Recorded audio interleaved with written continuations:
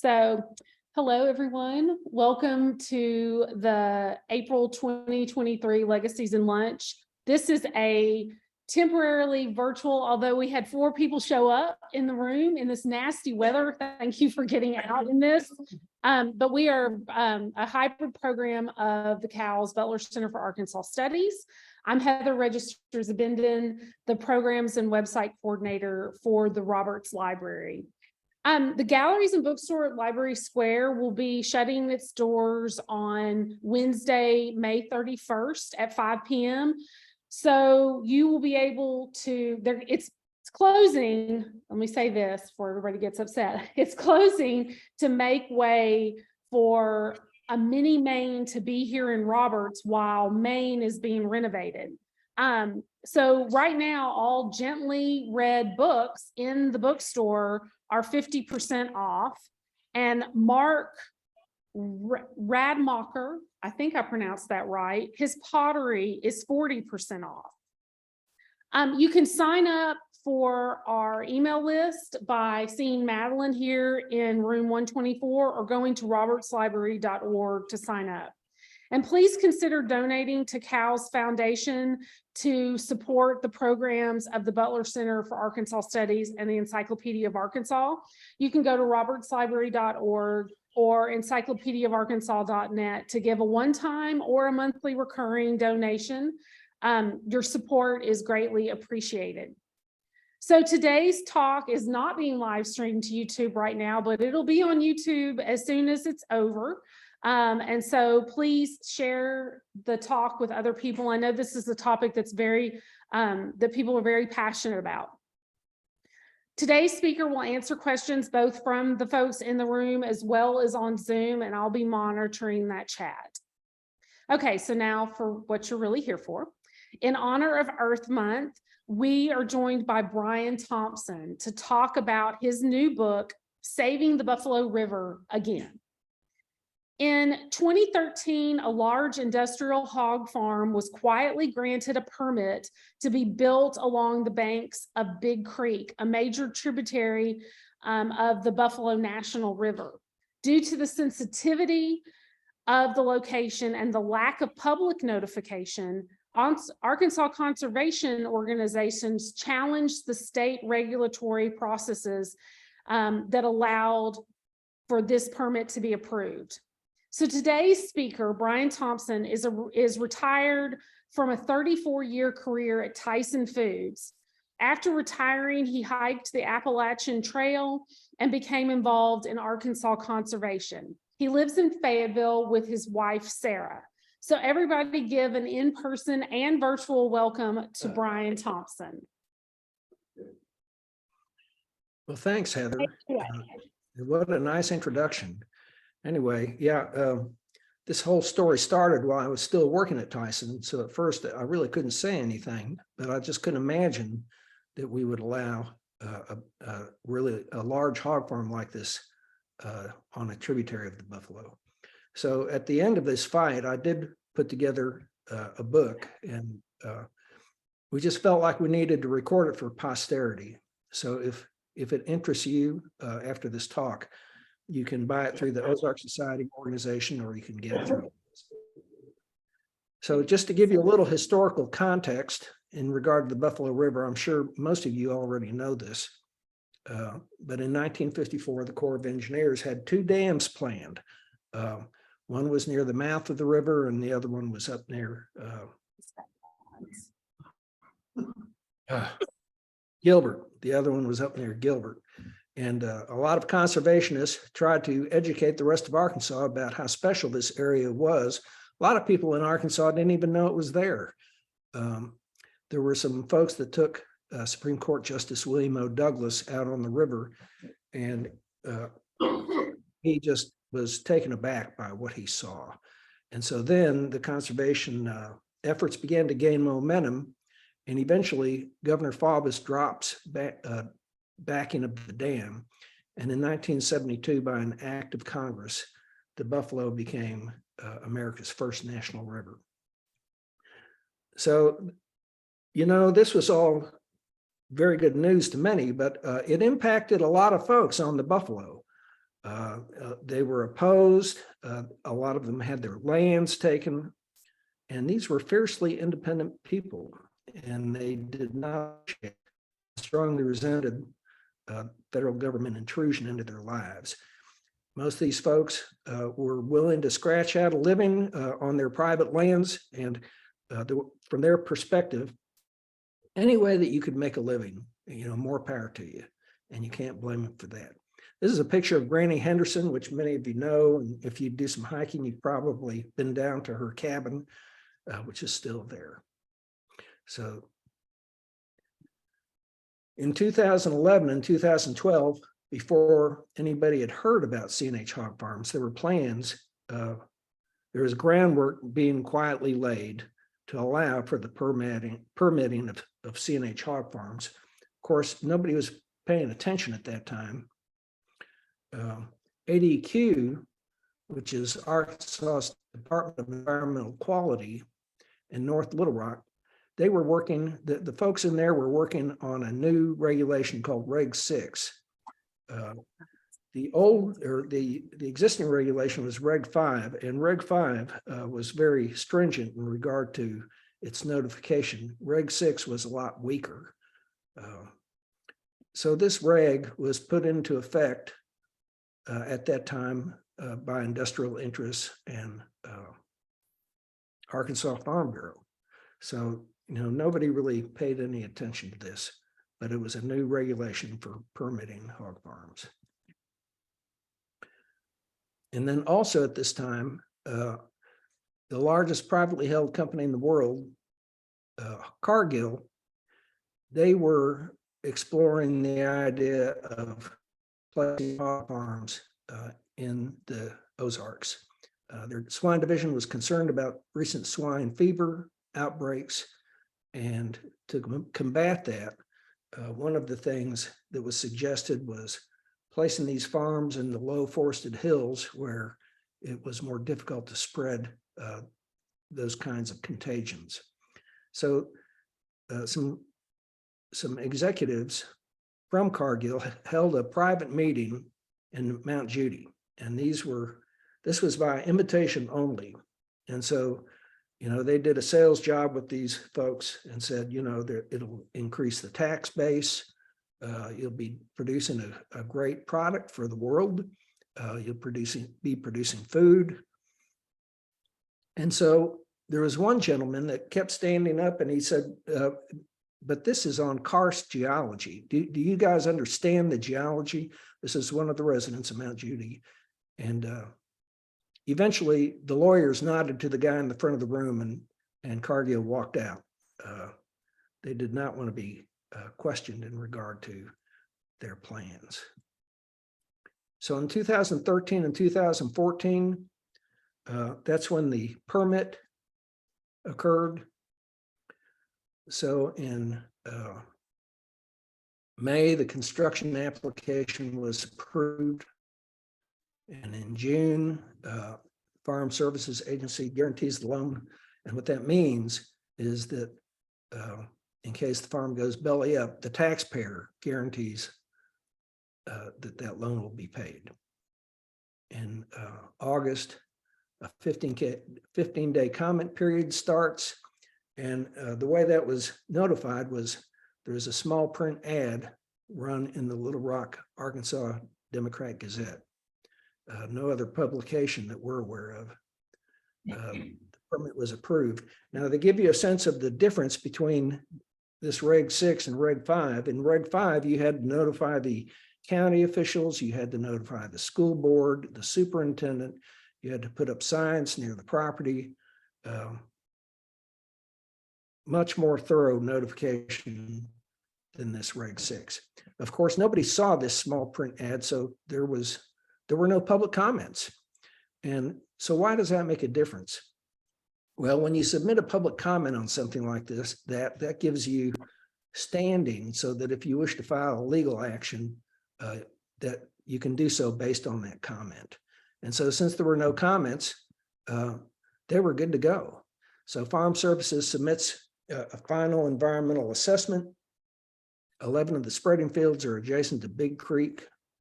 This was not mentioned in their assessment.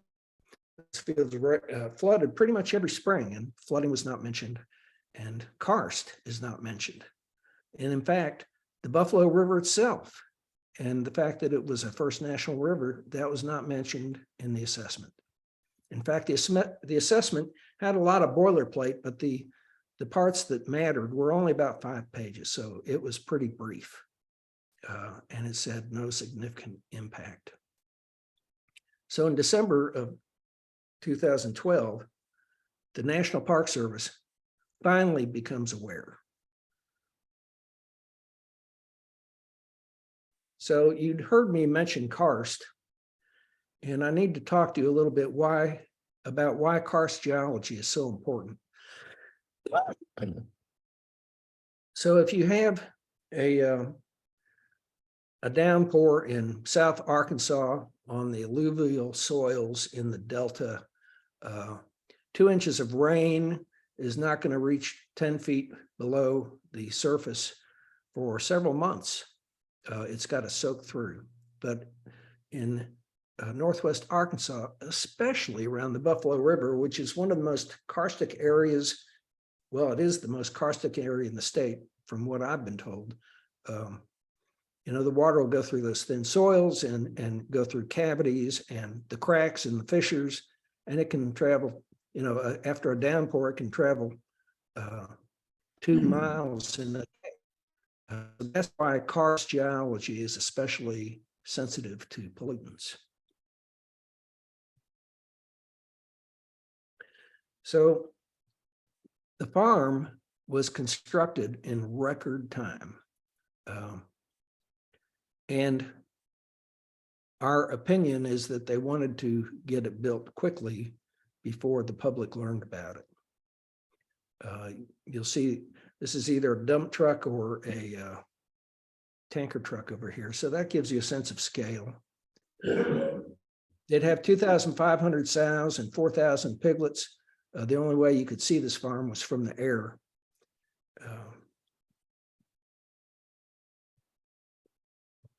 So finally, in April 2013, the public learns about it. Generally, it's a big surprise. There's broad news coverage. The National Park Conservation Association calls the permit faulty. The Arkansas Department of Health expresses concerns regarding waterborne pathogens. The U.S. Secretary of Agriculture happened to be visiting the University of Arkansas Law School, and this triggered some protests. And as a result of this surprise, there was a coalition formed of these 4 organizations at the bottom. And the first one is the Buffalo River Watershed Alliance, which was a new organization formed by people out in Newton County. The next is the Arkansas Canoe Club, the Ozark Society, and the National Park Conservation Association. So they would meet weekly trying to figure out how they could, if there was anything that they could do to dislodge this farm that was near the banks of Big Creek. So the environmental assessment, interestingly, listed these agencies as cooperating.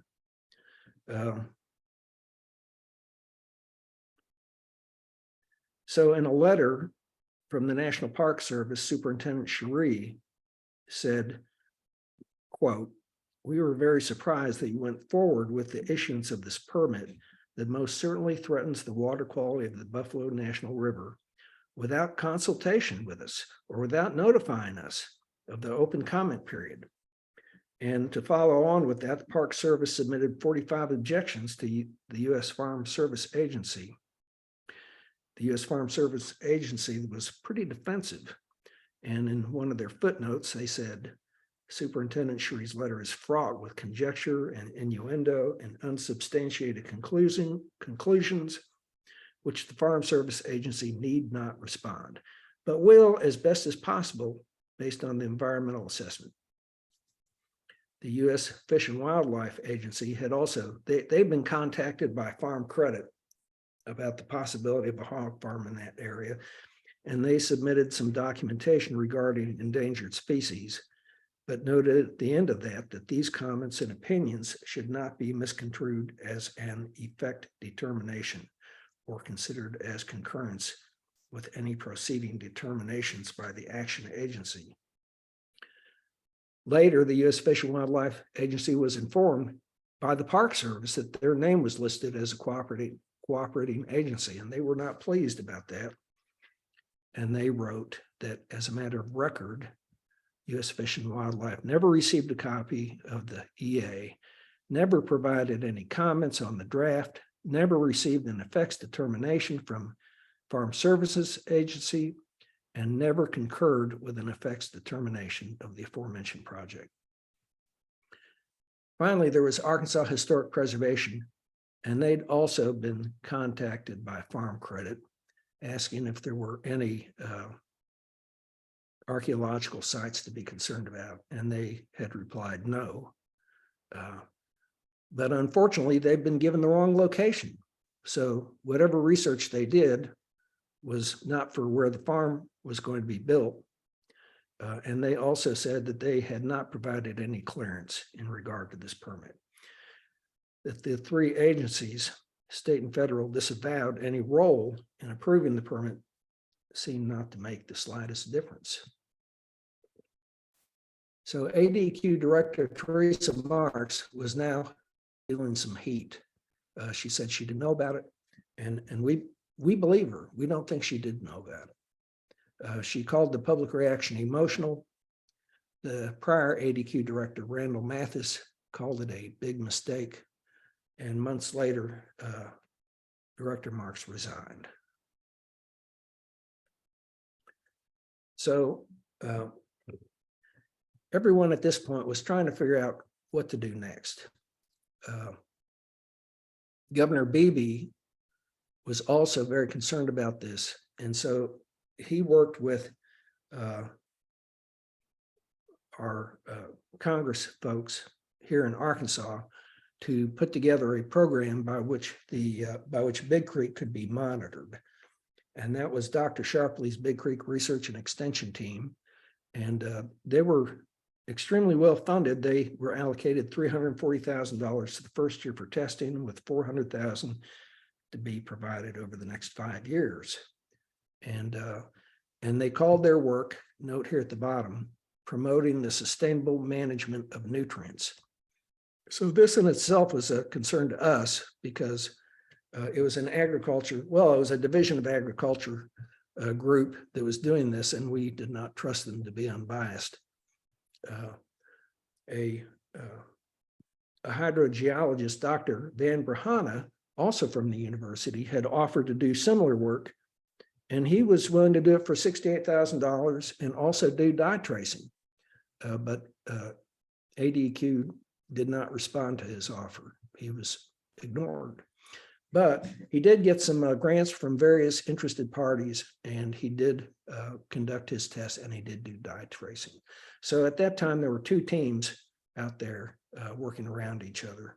Of course, Dr. Brahana was not allowed on any of the fields at all, whereas the Division of Agriculture was.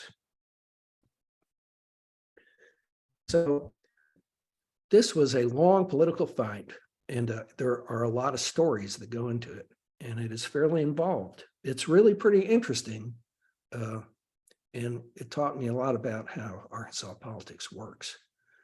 It would continue over the next 6 years, so I'll give you a few highlights. There would be approximately 130 protests, fundraisers, concerts, and public meetings related directly to this issue. Columns, editorials, and news updates would number in the hundreds. We had a lot of support from Mike Masterson, who wrote his many columns about this. And the Arkansas Democrat Gazette was very helpful in keeping the public informed. Although after so long, you know, I'm sure they began to wonder if people were getting tired of the issue. There'd be 11 legal actions lawsuits, appeals. Two of them were from three angry grandmothers. And the press loves angry grandmothers. And the fellow who shepherded the permit through before the public knew about it, he accepted an executive position with Arkansas Farm Bureau. We thought the optics of this was kind of questionable for Arkansas Farm Bureau. In 2018, there would be the worst algae outbreak that anyone could remember, upwards of 70 miles below Carver and Big Creek. Now, don't get me wrong, we all knew that you see algae on the buffalo every year. It's a regular occurrence, but this year was particularly bad. And whether or not it would have happened on its own, we really don't know. But the severity of it certainly didn't hurt our cause. A lot of people saw this, and suddenly the realization hit home that they could lose this business. The Arkansas legislature would attempt to craft 3 different bills that we know of in an attempt to protect CNH. Public comments to ADQ on CNH permit modifications and renewals would number in the tens of thousands, breaking all previous records. So that Reg 6 permit, after 5 years, they had to renew it. That was how Reg 6 worked. And I can only assume that they figured we'd all be tired of it by then. But when that time period came back around, we were prepared, and we asked everybody to comment. And so to give you a sense of perspective, if ADQ gets 20 comments on a given permit, that's considered a landslide. That's a lot of comments. But they got just under 20,000 comments. And ADQ actually had to hire extra staff to process these comments. So it was very significant. And Dr. Brahana, he finished his dye tracing, which produced some interesting results. And so it really illustrates karst. So this black spot is where, well, first of all, let me tell you where the Buffalo River is. This is the Buffalo that's flowing along down this way, and it comes down over here. And this is Big Creek, which flows north and connects with the Buffalo at Carver. And this yellow spot is where we injected the dye into a well. And this black spot is where CNH is.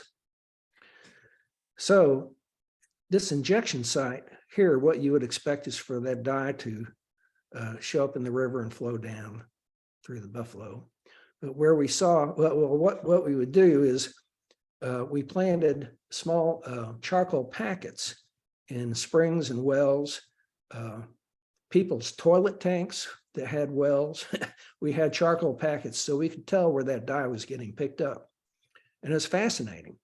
And so here at this injection site, you've got Ricketts Mountain, and that dye showed up over here in these springs. It went under the mountain, and it showed up here, and it showed up here, and it showed up upriver on the Buffalo. So this gives you a sense of how active the water is moving beneath the ground in a karst environment.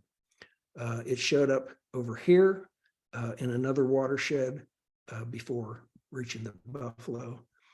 And this I would have considered beyond belief, but it actually showed up in a spring on the other side of the Buffalo National River. So how is that even possible?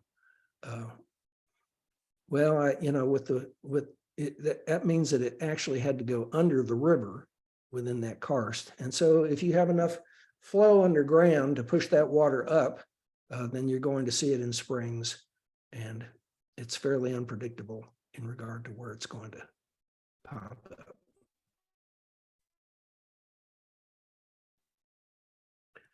So it'd become a political headache for two Arkansas governors. Mike Beebe would call it his greatest regret.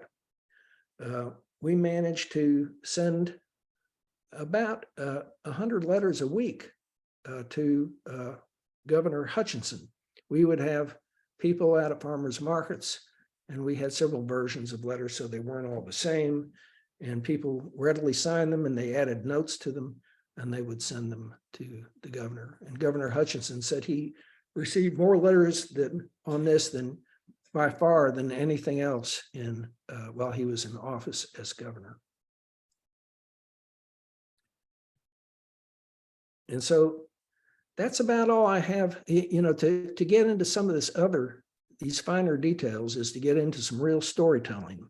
So I can't really go into that much detail in a program like this. But we think it may be another 10 years, it may be 20 years, but we think they'll try again to put hog farms in the Ozarks. And I'm not talking about the little ones, I'm talking about the big ones. So there have always been the little ones. And that's the first thing somebody will tell you. And so now, Thank you, Brian. Let me, I'm gonna make you bigger on the screen for everybody in the room. Does anybody here have questions or anybody? I don't see any questions in Zoom yet. Yes, sir. What's the status of the plant now? What's the status of the plan now? Is it the plant? Is it vacant? Oh, of the hog farm itself? Yeah. Yes. So finally, Governor Hutchinson, it had become such a big issue that he did take action, and he deserves a lot of credit because it was a very divisive issue. And so the way it worked out was we had a lien on the property so that no more hogs or animals could be raised in those barns, but the barns could remain, and they would be the property would still be owned by the farmers that built the barns, but they couldn't be used for raising livestock. The ponds had to be emptied, and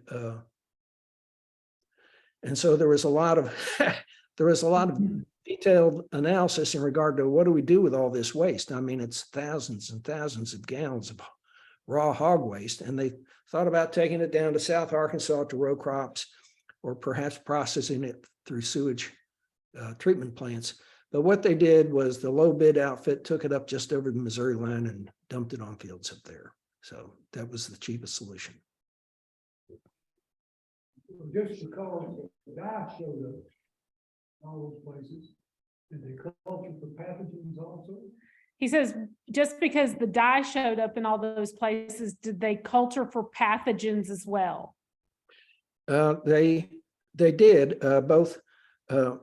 They did not culture for pathogens in all those places where the dye showed up, but ADQ late in the game classified the rivers as impaired. It classified Lower Big Creek as well as 14 miles of the Buffalo as impaired for E. coli, as well as there was one other thing, but I can't recall what it was. So yeah, it was something was impacting the river. Wow. And the hog farm was, the elephant in the room. So nobody could say, well, it's the hog farm for sure. But yeah, the river was being impacted. Yes, sir. Since we all know that putting a hog farm like this required political support, was there ever any evidence that politicians were paid either through political contributions or outright bribes to get this plant put in? Okay, let me see if I can phrase that so everybody on Zoom can hear. Because we know that this had to happen with some kind of political maneuvering. Do we think there were any bribes given? Is that a good paraphrase? You know, I don't know the answer to that. And I don't think there was. I'd like to think that our legislators wouldn't do that. But Farm Bureau is extraordinarily powerful.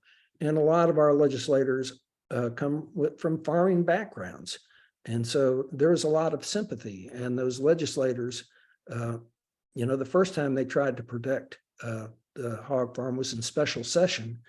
And they tried to craft a law that would protect specifically CNH, but you can't really do that. That's called some kind of special interest issue, and they could not accomplish that, although we were aware of it. The second time, they tried to move all of the permitting from ADEQ over to Arkansas Natural Resources Commission, and the EPA stepped in and said, if you do that, we're going to take an interest in how everything is done. And Governor Hutchinson said, we really don't want that. We don't want the federal government coming in here and examining all of our rules for a second time around. And even we heard through the grapevine that even the large poultry companies were concerned about upending the regulations. So they were interesting times. So Brian, you mentioned this at the very, very beginning, but talk a little bit about how you got involved and how you got interested in this kind of conservation work. Well, so I was raised, my parents, every summer we would load up our tents and visit as many national parks as we could. So I already had a sensitivity toward and sympathy toward our national parks. And when I read that there was a large hog farm close to the banks of a major tributary of the Buffalo National River, it was beyond my belief. And it didn't smell right. There's something wrong with the way it had been handled. And having worked at Tyson Foods, Tyson is not perfect by any means, but they never would have done something like this. And so, it takes a while for the people that are concerned about an issue like this to find one another and organize. And so it took us a couple of years to really get our act together. And that's what you have to do, is you have to coordinate with each other to be effective.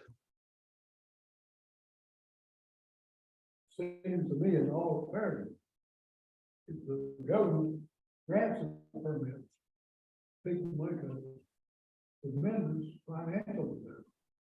Then you take the permit away. The government don't be responsible. Pay the folks back, then let them go somewhere else. So he says that if they grant the permit and then they take if the government grants the permit and then they build all of the stuff for the hog farm, and then the government takes the permit away, that the government should reimburse the business so that they aren't out any money. And they did that. Is there a question there? Oh, O'Brien says they did that. It is, it's fine. Everybody ought to be happy. I think they wanted just to have their hog farm there, though. Yeah. Yes. So, those guys, last we saw them, they're all driving new pickup trucks. They got about $6 or $7 million. The negotiations went on for months. And so they didn't get to keep their hog farm, but they were not financially hurt. Sir, did you have a question? Any other questions? We don't have any questions on Zoom, so any other questions or comments? They use fertilizer. Yes. They thought they go out and spread it across the land.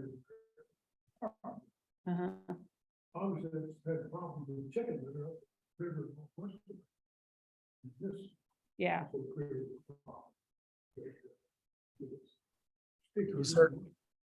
He said that, they use the waste from the chicken farms and the hog farms as fertilizer and spread it around, but in this case, it created a sticky situation.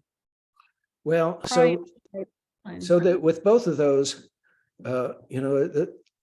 litter and hog waste like that, it has an economic value in regard to fertilizer, that's granted. But to get the amount of nitrogen you need, you have to take way more phosphorus than the fields can handle. Also with hog litter, you have pathogens. Chicken litter is a dry litter, and so you don't have the same kind of pathogens issue. But the big problem is phosphorus, and that's why, well, that's part of why you're seeing all that algae on the river. Phosphorus is in the hog waste or the chicken waste or both? Both. Both. Okay. I just wanted to clarify. I just want to clarify that both animals are phosphorus.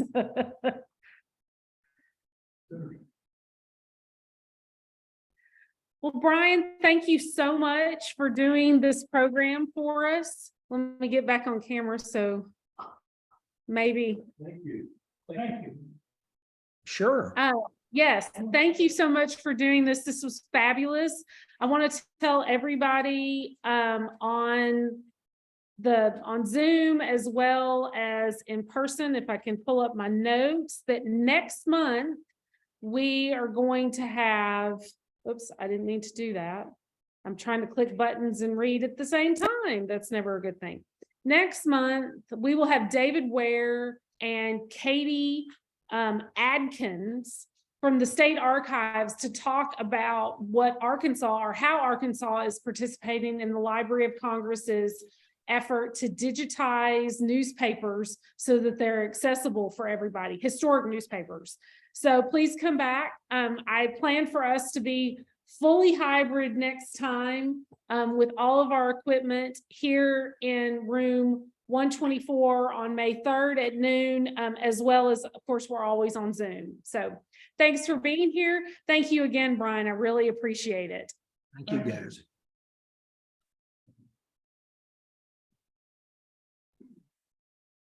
Brian, that was great. Thank you so much. Is that okay? Am I still on? You are. There's still some people in the room, both Zoom and here in person. Okay. Well, it's a sensitive subject. I'm glad nobody got mad. No, this was a good tame group, but I think it's an important subject, right? For us to talk about and hear. So thank you. Thank you for writing the book, and thank you for being here for sure. Okay, well, signing out. And I'm sorry about the audio. That's fine. Thank you, Heather. Thanks, Brian.